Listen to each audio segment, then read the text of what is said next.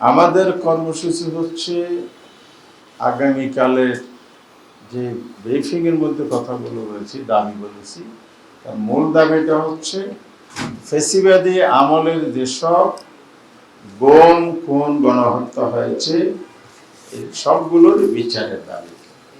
সেটা বিজয়নগরে হবে, আর বিকাল 5টায় আমাদের মিটিংটা।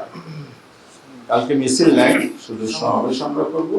সেখানে আমাদের বিরোধী দল নেতা doctor Shafiqur Rahman, chief whip Nahid Islam, এনসিপির চেয়ারম্যান আহ্বায়ক, এলডিবির চেয়ারম্যান কর্নেল অলি আহমদ, খেলার মজলিসের প্রধান মৌলানা আল্লামা মামুনুল হক, এছাড়া শীর্ষ সব নেতারাই সেখানে থাকবে। তো এটাই হলো কালকের সমাবেশ। দ্বিতীয় হচ্ছে নিষিদ্ধ যাদের কার্যক্রম আছে তারা যদি আবার কার্যক্রম করতে যায়, এ দায়িত্ব কার? এ দায়িত্ব সরকার। আমরা কোনো দলের বিরুদ্ধে আমাদের প্রোগ্রাম না, আমাদের প্রোগ্রাম বিচারের দাবিতে এবং নৃশংসতা, হত্যাকাণ্ড, ফ্যাসিজমের যে উত্থান, এটা প্রতিবাদী। আর এর ভিতরে যদি কেউ ঘোষণা দিয়ে তার নিষিদ্ধ কর্মকাণ্ডের জায়গা থেকে যদি কর্মকাণ্ড চালায়, এটার দেখার দায়িত্ব সরকার।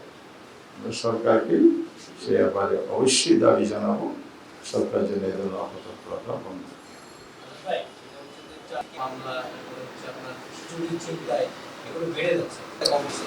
এবং আমরা দেখলাম কালকে প্রকাশ্যে মিছিল থেকে পুলিশকে হত্যার হুমকি দেওয়া হচ্ছে, কিছু জায়গায় পুলিশ মনোবল হারিয়ে ফেলছে এবং পুলিশের উপর হামলা হচ্ছে। এই যে আইন শৃঙ্খলা অবনতি, এই বিষয়ে আসলে আপনাদের আমরা তো কনসার্ন অবশ্যই উদ্বেগ প্রকাশ করেছি, সরকারকেও আমরা দাবি জানিয়েছি। আমাদের অবাক লাগে অন্তর্বর্তীকালীন সরকারের কথা দাবি বলছে, সেই সময়ে যখন আইন শৃঙ্খলা অ্যান্ড আদার্স বিষয়ে এই যে মব হতো, বিক্ষোভ হতো, তখন এই সরকার, তখন সরকারে ছিল না বিএনপি, তখন রাজনৈতিক দল হিসেবে বলতো, বড় গলায় জোর করেই বলতো, নির্বাচিত সরকার না থাকলে এগুলো নিয়ন্ত্রণ সম্ভব না। আমরা আজকে প্রশ্ন করব, এখন কোন সরকার এখন ক্ষমতায় আছে? এটাই কি অন্তর্বর্তীকালীন সরকার না নির্বাচিত সরকার?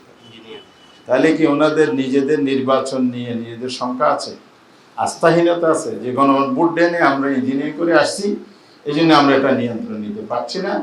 এটা বিগত অন্তর্বর্তী সরকারের সাথে আরো ভয়াবহ রূপ দান করছে। নিশ্চয়ই একটা সরকারের ব্যর্থতা, এবং সরকার যদি ব্যর্থ হতে থাকে জনগণই এ ব্যাপারে পদক্ষেপ নিবে, এই সরকারকে ক্ষমতায় রাখবে।